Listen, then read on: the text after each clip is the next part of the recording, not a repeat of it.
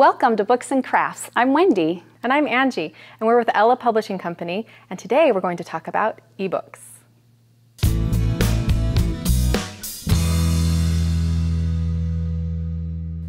Okay, we're going to talk today about ebooks and what is an ebook exactly and what are the benefits of ebooks. But first of all, just think of an ebook as, an actual book, but you can just read it on a screen or on a reader, and it's presented to you in a digital format. Yeah, so it's an electronic book.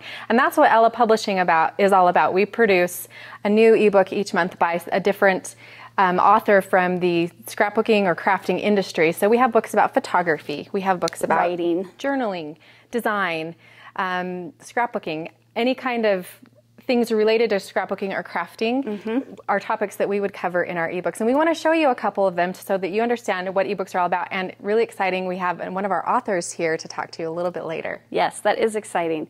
And one thing to think about with ebooks is you can print them. In fact, we know that a lot of our customers or a lot of people who read Ella ebooks do prefer to print them so that they can take them with them easily to crops or just refer to them in the printed form.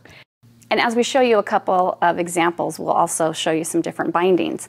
And so here's one that is bound using a, it's like, would you call it a perfect bound? Yeah, it's where you buy the spine, it's the cover itself, and you can just insert the pages, and it's actually by Unibind. Yes, and it's the like photo book creator. Yeah, think of it like a photo book. And you can print on a high quality paper, like this one is on photo paper. And it's printed double-sided. So there are double-sided photo papers, so the pages turn just like a regular book.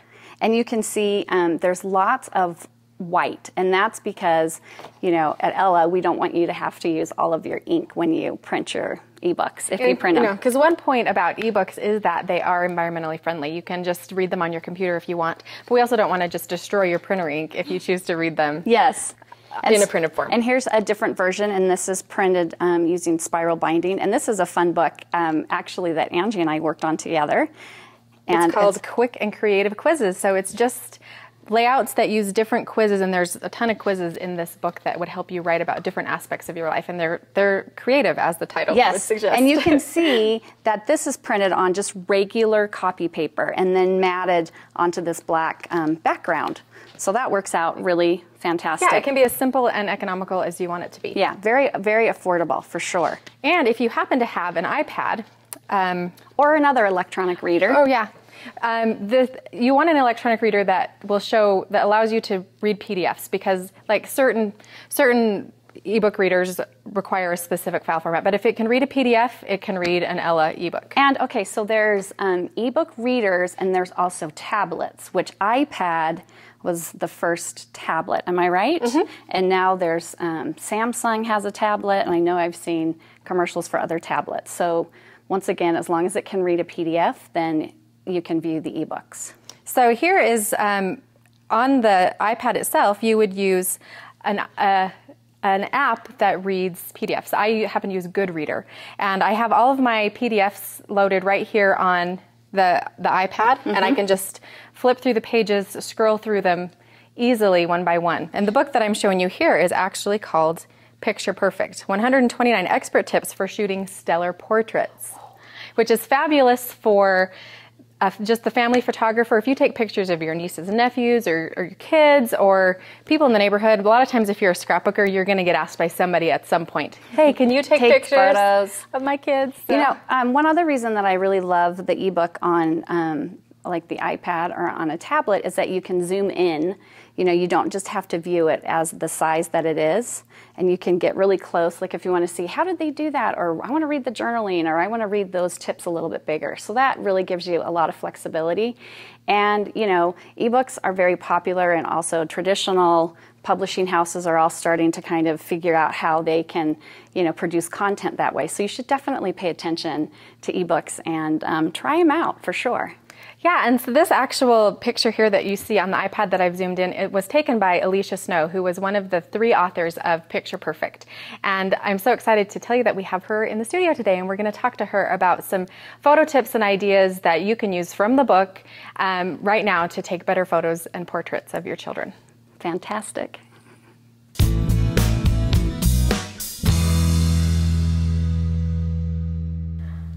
Hi, I'm so excited to introduce you to Elisha Snow. She is she is an Ella author. She co-authored the book Picture Perfect with two other scrapbookers / photographers named Kelly Noel and Becky Novacek. And Elisha is a family photographer from Utah, and she is also an instructor. Tell us a little bit about that. Yeah, thanks for having me. I'm so excited to be here. I actually teach photography through Big Picture classes, which is a great resource for learning anything about photography. I'll teach beginner classes as well as more advanced classes, and then also some Photoshop classes. So editing. So editing your photos, awesome. Right. Yeah, so a little of everything, and then I take photos just in my hometown, mostly of kids and families and little things here and there, mostly of my own kids, which they don't love. But that's what makes you perfect for this ebook, which is just a bunch of tips to help you take better photos of your kids, and it's divided by age. So you start with newborns, and then it moves up through infants, and then up through babies and toddlers and kids, teenagers, and even adults and groupings. And there's also pet photos in here. Yes, yes, which is always fun. So Elisha's here to share a handful of her best tips for how to take better photos. They're from this book, but she's just going to share them with you right here. Some of her best tips for taking pictures of your kids or your neighbors' kids or your nieces and nephews. Yeah, absolutely. And these are actually tips that anyone can do. They're not just professional photography tips. I mean, anyone can take any camera and apply these tips to taking photos of their own kids or your neighbor's kids or whoever asked you to. That's great, because it doesn't, a lot of times you think that if you don't have a professional camera, you can't take great pictures, but that's not always the case. No, not at all, not at all. All right, so Elisha, tell me, how do you get those great, sleeping newborn pictures? And is there an age that's best, or can you just take them anytime? How do you get some of those fabulous pictures? Lots of patience, for one thing. It takes lots of patience because babies love to sleep, and if you want the sleeping ones, you have to really be patient and rock them to sleep. Have the mom there, if they need to nurse. Don't plan on rushing through a photo session. Plan on taking as much time as you need to get those great photos. So babies also love to be swaddled and be kept really warm. So make sure that when you're taking pictures of babies that you have the temperature set up really high in the room, and you'll probably be sweating the whole time you're taking photos, but the babies will love it. Another good tip is to have some sort of noise maker, like even the womb sounds or something, so that the babies can feel more familiar, I guess, with their surroundings. And even if it's your own baby. Even if it's your own baby, exactly. And Elisha took photos of my baby when she was an infant, and they were fabulous. And I can tell you the room was sweltering. But the baby was comfortable. I mean, Kira was happy and fine being naked, but we were both like, whoa. Yeah, it was warm, but the baby loved it. So if you're uncomfortable, then you probably know it's warm Exactly, enough. Exactly. So also, if you're going to take naked pictures of babies, then you want to make sure that the room is plenty warm if you're going to undress them. If you want to add a little pop of color, especially with boys or girls, try, some fun bows or some little hats for boys is always good too. That's adorable. Yeah, they just add a little pop of color, and the naked ones, keep it simple. You don't need to have fluffy outfits and all these ruffles and everything for newborns. You just want to keep it simple and focus on the baby. So simple backdrops, simple props are best for newborn photos. Fabulous. What about older babies? Older babies are fun. And more challenging? Yes. No, actually, really not. If they can sit up but not yet crawl, then it's perfect. So here's an example of a little baby that's sitting up and not crawling. So they actually stay there, and they know how to smile and look at the camera and everything. And at this point, you can go a little more, you can see the background there's a little more to the background. You can add things like bows and little ruffle bums and, more fun hats and little jewelry and stuff. But still, at the same time, you want to keep it simple. But give them something to play with, maybe. Yeah, maybe. If you want to give them something to play with, choose a vintage toy or something that you don't mind having in the picture. Or beads. Beads, yeah, so perfect. Perfect. If your baby is crawling, though, then you might have a little more of a challenge. The best thing to do is just get on their level. So this is a picture of my son, actually, and I got right on my back, on the floor, on my stomach. I mean, I look pretty silly, I'm sure, but he just kind of chased after me, and I was able to get some great shots. So get down on their level. Okay, so that's great. What about if your kids are a little bit older? I mean, you still probably want to get on their level, right? Yes, absolutely. So get down on their level. Here's a picture of a cute little girl that I just had so much fun with at her house. And I just let her be herself. Took her to her room, let her be herself, got down on her level, kind of got below her, and just let her have fun. So and you don't those are the necessarily best pictures. say cheese. Yeah. Oh, don't say cheese. Don't have them say cheese because you're going to get these fake smiles. They hear that from their parents all day long. Every time their parents take a picture, say cheese, and they know what's coming. And so if you have more fun with them and maybe engage them more, talk about princesses, talk about superheroes, they're going to really connect with you, and then you're going to get more genuine smiles. And even if it's your own child, maybe avoid saying "say cheese" all the Exactly. time, right? So Yeah, just have exactly. a conversation, or Exactly. like you were saying. So yeah, these tips definitely apply to whether you're taking photos of someone else's child, but especially your own. Right. My boys respond really well to, tell me what Batman's doing today. I'll get some great smiles from them with that kind of talk. So another great tip for older kids is to add props, umbrellas, or like we said, more vintage toys, something that you really don't mind having in the photo. Big lollipops are fun. So that they don't feel self-conscious. Yeah. And they have something to do, hold. something to hold on to. Exactly. Yeah. Something they can even eat, like a lollipop, or something that, that they makes them feel like a kid. Oh, that's great. So do you have any quick tips for teenagers? I do. Yeah. So teens, you really want to know what a teen is like before you get there, especially if you don't know the teenager. If you know them, know their interests and whatever. Know what they like. Know how they want to dress. Know what kind of background they like. Do they like pretty? Do they like more urban? Are they more funky? Or what are they into? Because that's really going to determine their personality and what kind of pictures you're going to get. Because sometimes a teenager is going to be just as moody as a exactly 3-year-old, right? Especially if they're boys. No offense to boys, I love boys, but boys aren't so keen about having their pictures taken. And so get to know them. Do they like football? Do they like soccer? What do they like? What are they into? Guitars. Have them bring a guitar with them. If they have a Letterman jacket, here's another picture of a girl with her Letterman jacket. She was really into basketball. And so I said, bring a basketball, bring your jacket. Let's get some pictures that way. And it turned out great. So even if it's your own child, you can just say, let's bring some of your favorite things and get pictures of you with your favorite things. Then they might be more likely to. Exactly. Yeah, have them even bring their friends if they'd like.